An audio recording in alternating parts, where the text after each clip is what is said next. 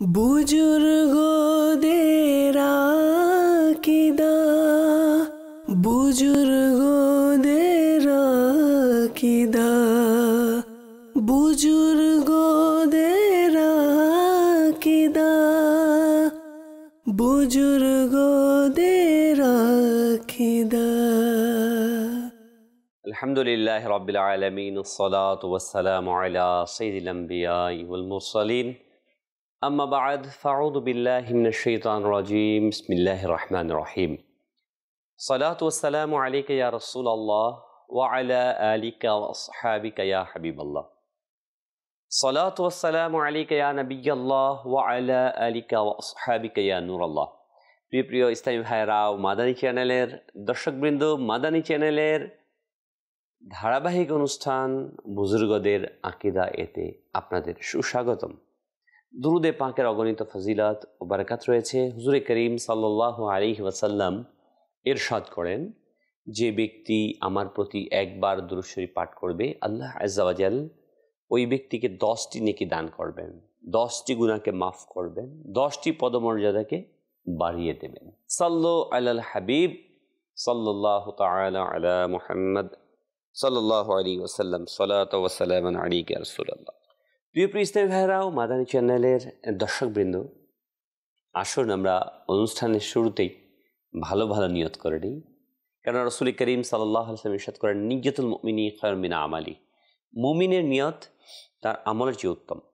আল্লাহ আযজা ওয়া জাল্লার সন্তুষ্টির জন্য, সওয়াব হাসিলের জন্য, ইলমি দ্বীন অর্জনের জন্য, আমরা যা শিখবো তা অন্যের কাছে পৌঁছে দেওয়ার জন্য, আমাদের পিতামাতার ইসালে সওয়াবের জন্য আমরা শেষ পর্যন্ত অনুষ্ঠানটি দেখার চেষ্টা করব ইনশাআল্লাহ আযজা ওয়া জাল। প্রিয় ইসলামী ভাইরা, আজকের এই বুজুর্গারে দিন এই অনুষ্ঠানের আমাদের আলোচ্য বিষয় জানাজার দোয়া, অর্থাৎ জানাজা আদায়ের পর আমরা যে দোয়া করে থাকি। আমার পিতা মাতা, ভাই বোন, আত্মীয় স্বজন, প্রতিবেশী, প্রিয়জন যখন ইন্তেকাল করে, ইন্তেকালের পর আমরা জানাজাতে অংশগ্রহণ করি এবং দোয়া করি। এই দোয়া প্রসঙ্গে রাসূল করিম সাল্লাল্লাহু আলাইহি ওয়াসাল্লাম আমাদেরকে কি শিখিয়েছেন? কারণ কুরআনুল কারীমে আল্লাহ সুবহানাহু ওয়া তাআলা ইরশাদ ফরমান, লাকাদ কানা লাকুম ফি রাসূলিল্লাহি উসওয়াতুন হাসানা। নবী সাল্লাল্লাহু আলাইহি ওয়াসাল্লামের আদর্শই হচ্ছে তোমাদের সর্বোত্তম আদর্শ। নবী পাক সাল্লাল্লাহু আলাইহি ওয়াসাল্লাম তিনি কিভাবে আমল করেছেন, সাহাবায়ে কেরাম আলাইহিম রিদওয়ান কি আমলটি করেছেন, আমাদের বুজুর্গানে দিন রাহিমাহুমুল্লাহিল মুমিন তাদের কি বিশ্বাস ছিল, কি আমল করেছেন, তা আমরা এই অনুষ্ঠানের মাঝে শোনার চেষ্টা করবো ইনশাআল্লাহ তাআলা। প্রিয় ভাইরা, যখন মুসলমান কেউ মারা যায়, মারা যাওয়ার পর 3টি অবস্থায় থাকে: জানাজার নামাজের আগে, জানাজার নামাজের পর ও দাফনের আগে, তৃতীয়ত দাফনের পর। এই 3 অবস্থায় মৃত্যু ব্যক্তির জন্য দোয়া, ইসালে সওয়াব করা এটি উত্তম এবং বৈধ। অবশ্য মৃত ব্যক্তির গোসলের আগে লাশের পাশে বসে কেউ যদি কোরআন পড়তে চায়, তাহলে লাশকে ঢেকে রাখতে হবে, কেননা তখন তা অপবিত্র থাকে। গোসলের পর যে কোনো অবস্থায় কোরআন ইত্যাদি পড়তে পারবে।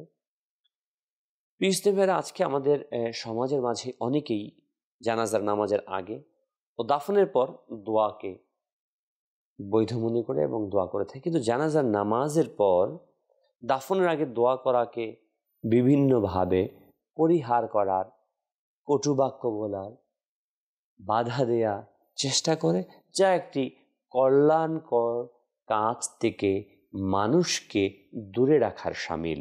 প্রিয় ইসলামী ভাইরা ও মাদানী চ্যানেল দর্শকবৃন্দ, রসুল আকরাম নূরে মুজাসসাম হুজুর সাল্লাল্লাহু আলাইহি ওয়াসাল্লাম নিজে নির্দেশ প্রদান করেছেন এবং নিজেও করেছেন জানাজার পর দোয়া। আসুন আমরা এই বিষয়ে কিছু হাদিসে কারিমা শুনে নিই। যেমনভাবে মিশকাত শরীফের সালাতুল জানাজা অধ্যায়ের 2য় পরিচ্ছেদে বর্ণিত রয়েছে, আন আবি হুরায়রা রাদিয়াল্লাহু তাআলা আন ক্বালা সামি'তু রাসূলুল্লাহ সাল্লাল্লাহু আলাইহি ওয়াসাল্লাম ইয়াকুলু ইযা সাল্লাইতুম আলাল মাইয়িতি ফাআখলিসু লাহু দুআ যখন তোমরা মৃত ব্যক্তির জানাজা পড়ে ফেলো তখন তার জন্য আন্তরিকভাবে প্রার্থনা করো।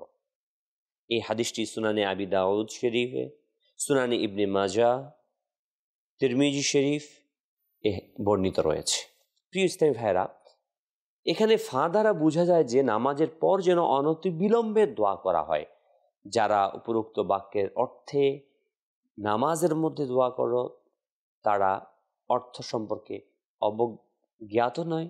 এখানে যে ফা আরবি ব্যাকরণ অনুযায়ী সল্লাইতুম হচ্ছে শর্ত এবং ফাখলিসু এর জাজা, শর্ত জাজার মধ্যে প্রভেদ থাকা প্রয়োজন, একটা অন্যটার অন্তর্ভুক্ত নয়।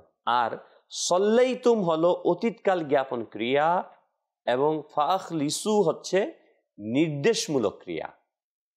তাই বোঝা গেল নামাজ পড়ার পরেই দোয়ার নির্দেশ রয়েছে। যেমনভাবে আমরা কুরআনুল কারীমের মাঝেও দেখি ফাইদা তাইমতুম ফান্তিশিরু, আল্লাহ তাআলা বলেন যখন খাওয়া শেষ হয় তখন ছড়িয়ে পড়ো। এতে খাওয়ার পর যেতে বলা হয়েছে, খাওয়ার মাঝখানে নয়। ঠিক অনুরূপ আমরা আরো আয়াত দেখি কোরআনে পাকে, যখন নামাজের জন্য দাঁড়াবে তখন তোমাদের মুখ ধৌত করো। এখানে নামাজের জন্য তৈরি হওয়াকে বোঝানো হয়েছে, নামাজের কিয়ামের কথা বলা হয়নি।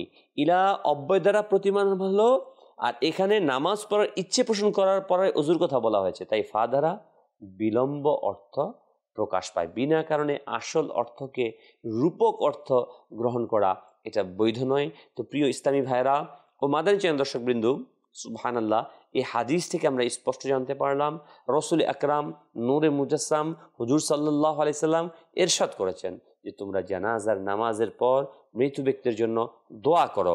এমনইভাবে প্রিয় ইসলামী ভাইরা ও মাদানী চ্যানেল দর্শকবৃন্দ, সুবহানাল্লাহ, ইমাম তিরমিজি সুনানের এর মধ্যে, ইবনে মাজাহ শরীফের মধ্যে এই হাদিসটি সংকলন করেছেন যে হুজুর সাল্লাল্লাহু আলাইহি ওয়াসাল্লাম জানাজায় সূরা ফাতিহা পাঠ করেছেন। এর ব্যাখ্যা প্রসঙ্গে আশআতুল লুমাআত গ্রন্থে উল্লেখ রয়েছে যে হুজুরে করিম সাল্লাল্লাহু আলাইহি ওয়াসাল্লাম নামাজের পরে বা আগে বরকতের জন্য সূরা ফাতিহা পাঠ করেছেন। এই কথাটি সুবহানাল্লাহ সুবহানাল্লাহ শেখ আব্দুল হক মুহাদ্দিস দেহলভী রাহমাতুল্লাহ তাআলা আলাইহি আশিয়াতুল লুমাআত কিতাবের মধ্যে তিনি বর্ণনা করেন যে তিনি লিখেন, যেমন আজকাল এই প্রচলন দেখা যায়, অর্থাৎ শেখ আব্দুল হক মুহাদ্দিস দেহলভী রাহমাতুল্লাহ তাআলা আলাইহির জামানার কথা তিনি বলছেন যে আজকাল এই প্রচলন দেখা যায়। এর থেকে বোঝা গেল যে শেখ আব্দুল হক মুহাদ্দিস দেহলভী আলাইহি রাহমাতুল্লাহিল কবি এর যুগেও জানাজার নামাজের আগে এবং পরে বরকতের জন্য সূরা পাঠের প্রচলন ছিল, দোয়া পাঠের প্রচলন ছিল। তিনি একে নিষেধ করেননি, বরং এটাকে হাদিসের অনুসরণী বলেছেন। প্রিয় ইসলামী ভাইরা ও মাদানী দর্শকবৃন্দ, তো আমরা হাদিসে কারিমা দেখলাম এবং হাদিসের যিনি ব্যাখ্যাকারী শেখ আব্দুল হক মুহাদ্দিস দেহলভী রাহমাতুল্লাহ তাআলা আলাইহি তিনি এই বিষয়ে উৎসাহিত করেছেন। তো আমাদের উচিত যেন আমরা জানাজার নামাজ আদায় করব, অতঃপর মৃত ব্যক্তির জন্য দোয়া করব। আরে সুবহানাল্লাহ সুবহানাল্লাহ, হাদিসে পাকের মধ্যে এসেছে আদ-দুআ মুখুল ইবাদ, দোয়া হচ্ছে ইবাদতের মগজ। দোয়া নিজে একটি আদ-দুআ ইবাদত, দোয়া হচ্ছে একটি ইবাদত। ইসলামীরা সুবহানাল্লাহ বিহামদি, যেমনইভাবে হাদিসে পাকের মধ্যে এসেছে প্রসিদ্ধ ফতহুল কাদির গ্রন্থে কিতাবুজ জানাইজ এর জানাজার নামাজ পরিচ্ছেদে বর্ণিত আছে যে রাসূল করিম রউফুর রহিম সাল্লাল্লাহু আলাইহি ওয়াসাল্লাম মিম্বারের উপর দাঁড়িয়ে মোতার যে যুদ্ধ হয়েছিল সে যুদ্ধের খবর দিলেন। এর মধ্যে জাফর ইবনে আবি তালিব রাদিয়াল্লাহু তাআলা আনহুর শাহাদাতের খবরও তিনি দিলেন।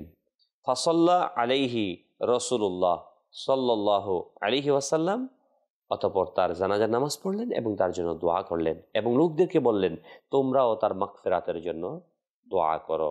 আল্লামা ইমাম কামালউদ্দিন ইবনে হুমাম ফতহুল কাদির কিতাবুজ জানাইজ অধ্যায়, আল্লামা বদরুদ্দিন আইনি উমদাতুল কারি কিতাবের মধ্যে এবং আল্লামা ওয়াকিদি আলাইহি রাহমা কিতাবুল মাগাজিতে এই হাদিসটিকে বর্ণনা করেছেন। প্রিয় ইসলামী ভাইরা ও মাদানী চ্যানেলের দর্শকবৃন্দ, বিখ্যাত সিরাতবিদ ইমাম শিহাবুদ্দিন কাস্তালানি আলাইহি রাহমা তার বিখ্যাত সিরাত গ্রন্থ মাওয়াহিবুল লাদুনিয়া এই অধ্যায় এভাবে বর্ণনা করেন যে রাসূল করিম সাল্লাল্লাহু আলাইহি ওয়াসাল্লাম মিম্বার শরীফে আরোহণ করলেন। অতঃপর আল্লাহ সুবহানাহু ওয়া তাআলা মুতার যুদ্ধের চিত্র তার হাবিবের নিকট প্রকাশ করলেন। রাসূল করিম সাল্লাল্লাহু আলাইহি ওয়াসাল্লাম ছিলেন মসজিদে নববীতে, আর মুতা প্রান্তর অনেক দূরে ছিল। রাসূল করিম সাল্লাল্লাহু আলাইহি ওয়াসাল্লামের কাছ থেকে আল্লাহ তাআলা পর্দাকে উঠিয়ে নিয়েছেন। আল্লাহ সুবহানাহু ওয়া তাআলা তার প্রিয় মাহবুব সাল্লাল্লাহু আলাইহি ওয়াসাল্লামকে ইলমে গায়েব, অদৃশ্যের জ্ঞান সম্পর্কে অবহিত করেছেন, জ্ঞান তাকে দান করেছেন, আল্লাহ তাআলা দান করেছেন। কোন সৃষ্টির কি হতে পারে? এজন্যই আহলে সুন্নাত ওয়াল জামাআতের আকীদা হচ্ছে হুজুর সাল্লাল্লাহু আলাইহি সাল্লাম ইলমে গায়েব জানেন। তো মুতার যুদ্ধে সে হুজুর সাল্লাল্লাহু আলাইহি সাল্লাম তিনি দেখতে লাগলেন, অবস্থা দেখতে লাগলেন মদিনা শরীফে তিনি দাঁড়ানো মসজিদে নববীর মিম্বারে, আর মুতা শত শত মাইল দূরে সেখানে যুদ্ধ সংঘটিত হচ্ছে। তা হুজুর সাল্লাল্লাহু আলাইহি সাল্লাম দেখছেন এবং বর্ণনা করছেন। কারণ আল্লাহ সুবহানাহু ওয়া তাআলা তার মাহবুব সাল্লাল্লাহু আলাইহি ওয়াসাল্লামের দৃষ্টিতে এমন শক্তি দান করেছেন, তিনি কাছে এবং দূরে, সামনে এবং পিছনে একই রকম দেখতে পান। যেমন রাসূল করিম সাল্লাল্লাহু আলাইহি ওয়াসাল্লাম হাদিসে পাকের মধ্যে ইরশাদ করেন যে আমি যেমনইভাবে সামনে দেখতে পাই তেমনি পিছনে দেখতে পাই।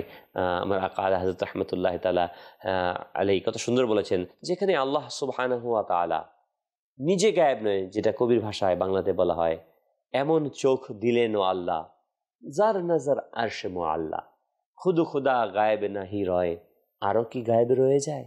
যেখানে আল্লাহ সুবহানাহু ওয়া তাআলা নিজে গায়েব না, যিনি হচ্ছেন সবচেয়ে বড় গায়েব, অদৃশ্য আল্লাহ তাআলা, সেই অদৃশ্যের স্রষ্টা যিনি আল্লাহ তাআলা, সে স্বয়ং যেখানে হুজুরে করিম সাল্লাল্লাহু আলাইহি সাল্লাম আল্লাহ তাআলাকে যেখানে কপালের চোখ ধারা দেখেছেন, অবলোকন করেছেন, সেখানে সৃষ্টি কিভাবে গায়েব থাকতে পারে?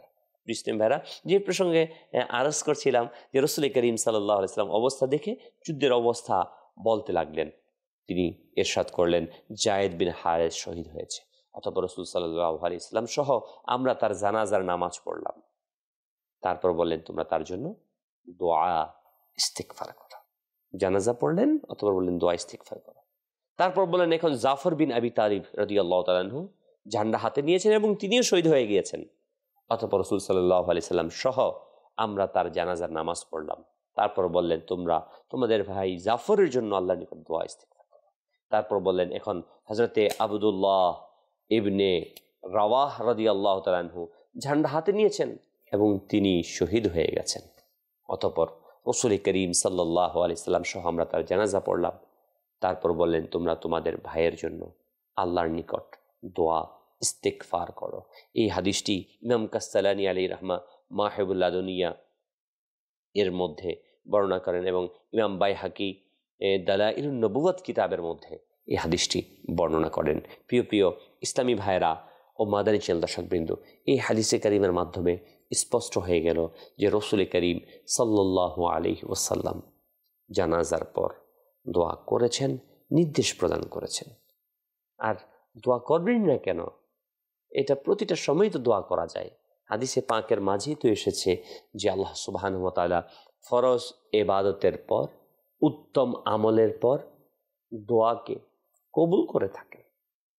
ফরজ ইবাদত, ফরজ নামাজ, আর জানাজাটাও হচ্ছে ফরজে কিফায়া, অর্থাৎ যে কেউ এই ফরজটা আদায় করলে অন্যের জন্য আদায় হয়ে যাবে, কিন্তু সবাই যদি আদায় না করে সবাই গুনাহগার হবে ফরজ তরক করা, ফরজে কিফায়া।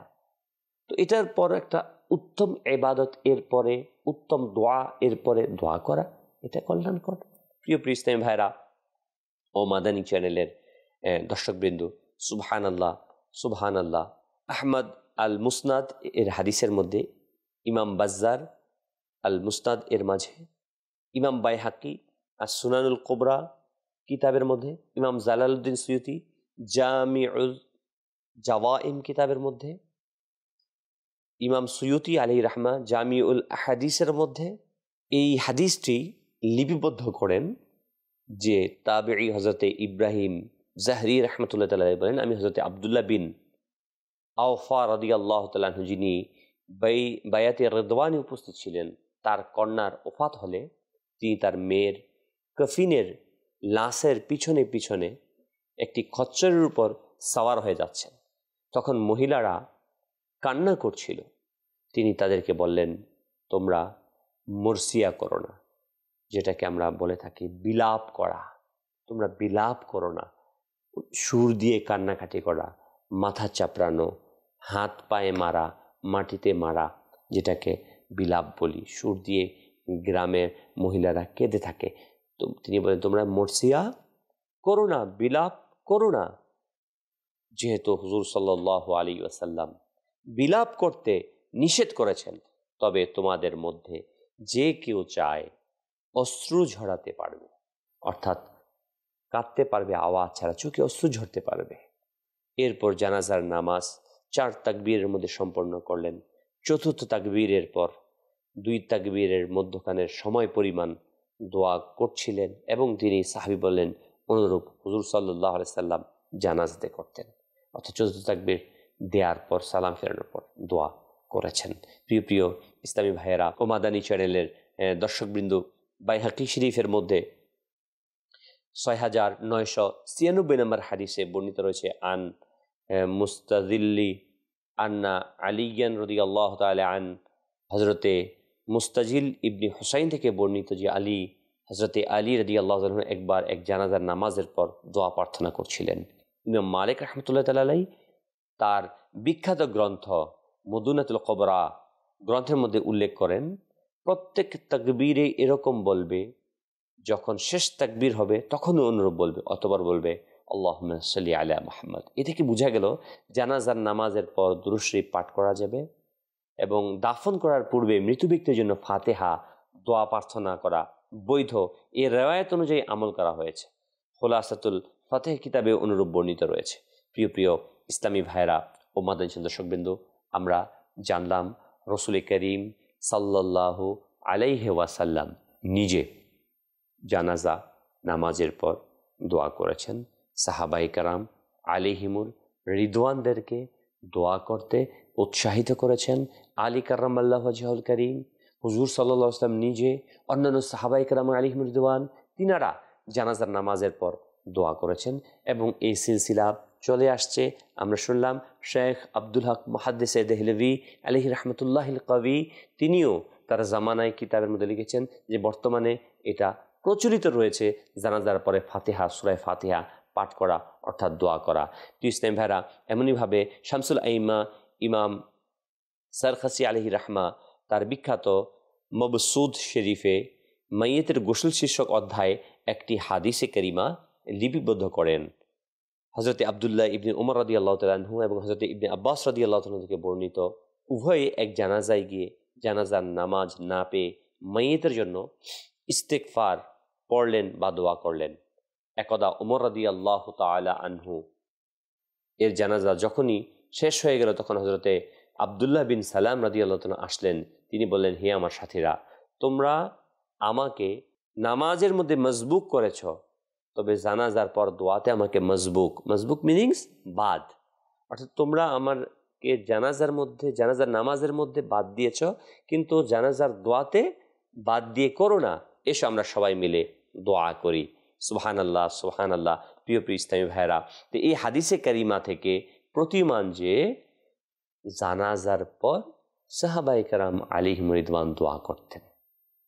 তিনি স্পষ্ট বলেছেন, আমাকে জানাজা আমি পাইনি, তো আমার দোয়াটা থেকে যেন আমি বিরত না থাকি। প্রিয় প্রিয় ইসলামী ভাইরা ও মাদানী চ্যানেলের দর্শকবৃন্দ, জানাজা নামাজের শেষ হবে তখন এটা মুস্তাহাব যে ইমাম বা অন্য কোনো নেককার ব্যক্তি সূরা বাকারার প্রথম রুকুর মুফলিহুন পর্যন্ত মাইয়েতের শিয়রে এবং শেষ আয়াত আমানা রসুল ব্যক্তির বাম পাশে পাঠ করবে, কেননা এরকম হাদিস শরীফে বর্ণিত রয়েছে। প্রত্যেক হাদিসে দাফনের পরে এরকম কথা উল্লেখ রয়েছে। যদি সম্ভব হয় আমরা জানাজার পরে, দাফন করার পূর্বে, আবার দাফন করার পরে, উভয় অবস্থায় আমরা কি করতে পারি? এই দোয়াগুলো পড়তে পারি। প্রিয় প্রিয় ইসলামী ভাইরা ও মাদানী দর্শকবৃন্দ, যে আমাদের সমাজের মধ্যে যে বিষয়টা বলা হয়ে থাকে যে আরে এটা হুজুর বেদাত, কিন্তু আমরা তো হাদিসে কারিমের মাঝে পেলাম যে রাসূল করিম সাল্লাল্লাহু আলাইহি ওয়াসাল্লাম নিজে যেটা করেছেন, সাহাবায়ে কেরাম করেছেন, যা এখানে বর্ণিত রয়েছে, একে কখনোই বেদাত বলা যাবে না, কারণ হুজুর সাল্লাল্লাহু আলাইহি ওয়াসাল্লাম তারা এটা সাবিত রয়েছে। অনেকে এটাও বলে থাকে যে জানাজার নামাজ তো হচ্ছে দোয়া, পুনরায় দ্বিতীয়বার দোয়া প্রার্থনা করা জায়েজ নেই, প্রথমের দোয়াই যথেষ্ট। এটা কেমন কথা? আমি দোয়া একবার না 1000 বার করব। এই আপত্তিটা একেবারে মা বলি 5 ওয়াক্ত নামাজ পড়ার পর আমরা দোয়া করছি। নামাজ তো দোয়া, নামাজের একটি অর্থ দোয়া, এবং নামাজের ভিতরে আমরা দোয়ার উদ্দেশ্যে পড়ে থাকি। এরপরে আমরা দোয়া প্রার্থনা করি, জায়েজ বরং সুন্নাত। হ্যাঁ, হযরত আবু হুরায়রা রাদিয়াল্লাহু তাআলা থেকে বর্ণিত, রাসূল করিম রাউফুর রহিম সাল্লাল্লাহু আলাইহি ওয়াসাল্লাম ইরশাদ করেন, ফাআকসিরুদ দুআ, অথবা তোমরা বেশি বেশি দোয়া করো, বেশি বেশি দোয়া করো। দোয়ার পরে দোয়া প্রার্থনা করাটাই হচ্ছে অতিরিক্ত দোয়া। এটা তো কেবল দোয়া মাত্র, অথচ কোনো কোনো অবস্থায় জানাজার নামাজ দ্বিতীয়বারও পড়া হয়ে থাকে। যেমন মৃত্যু ব্যক্তির যদি কোনো উত্তরাধিকারী, উত্তরসূরি, ওয়ারিস বাদ দিয়ে অন্যরা নামাজ পড়ে ফেলেছে, তখন তিনি দ্বিতীয়বার নামাজ পড়তে পারবেন। যেমন হুজুরে করিম সাল্লাল্লাহু আলাইহি ওয়াসাল্লাম এর জাহিরি ওফাত হয়েছিল সোমবার, কিন্তু তার দাফন হয়েছে বুধবার। এমনইভাবে আমরা জানি প্রিয় ইসলামী ভাইরা, হযরত রাসূল করিম সাল্লাল্লাহু আলাইহি ওয়াসাল্লামের সেই জানাজা জামাতের সাথে উনি আসছে, দোয়া করেছে, চলে গিয়েছে, এভাবে করেছে। প্রিয় ইসলামী ভাইরা, এমনইভাবে আরেকটি আপত্তি করে থাকে যে দোয়া প্রার্থনা করার কারণে দাফন কাজে দেরি করা হয়, এবং দাফন কাজে দেরি করা এটা হারাম রয়েছে। এটা একেবারেই অযথা একটি যুক্তি, খোঁড়া যুক্তিকে উপস্থাপন করা হয়, যেখানে দেখা যায় মৃত্যু ব্যক্তি ইন্তেকালের পর 3 ঘন্টা পর, 4 ঘন্টা পর, 5 ঘন্টা পর, 8 ঘন্টা পর নির্ধারণ করা হয় জানাজার জন্য, যেখানে তখন কিন্তু এই কথাগুলো বলা হচ্ছে না যে জানাজাতে বিলম্ব হয়ে যাচ্ছে, তাড়াতাড়ি করো। বলা উচিত ছিল যত তাড়াতাড়ি, যতটুকু দ্রুত সম্ভব ততটুকু করা। তাহলে তো খুব মেশিনের মতো দ্রুত কবর খনন করতে হবে, কবর খনন করতে হতে 2-3 ঘন্টা সময় লেগে যায়। হ্যাঁ, আবার গোসল দেওয়ার ক্ষেত্রেও সময় লেগে যায়। তো সেখানে কিন্তু আমরা এই শব্দগুলো চয়ন করি না। শয়তান আমাদেরকে আশা দিচ্ছে, আসলে মূল বিষয় অন্য জায়গাতে, আর সেটা হচ্ছে ইসলামের যে সংস্কৃতিগুলো রয়েছে, একের পর এক ইসলামী সংস্কৃতিগুলোকে ধ্বংস করে দেওয়ার জন্য আজ আমাদের মাঝে শয়তান আশা দিচ্ছে বিভিন্ন বিষয়গুলোকে বেদাত বেদাত বলে, যেটা হুজুরে করিম সাল্লাল্লাহু আলাইহি ওয়াসাল্লাম করেছেন, সাহাবাই ইজাম করেছেন, আউলিয়ায়ে কেরাম করেছেন, তাবেঈন তাবেঈন করেছেন, এগুলো থেকে আমরা মুসলিম উম্মাহকে এই ইবাদতগুলো থেকে দূরে এনে গুনাহের কাজের মধ্যে লিপ্ত করিয়ে দিচ্ছি। যেমন এইভাবে আমরা জানি 10ই মুহররমুল হারাম, যেটা অনেক ফজিলতপূর্ণ একটি দিন। হুজুর সাল্লাল্লাহু আলাইহি ওয়াসাল্লাম 10ই মুহররমের ইবাদতের কথা, হাদিসের কথা এসেছে। সে সময় তার হুসাইনের শাহাদাত হয়নি, কিন্তু পরবর্তীতে হয়েছে, পরবর্তী তাবেঈনগণ সেটা পালন করেছেন।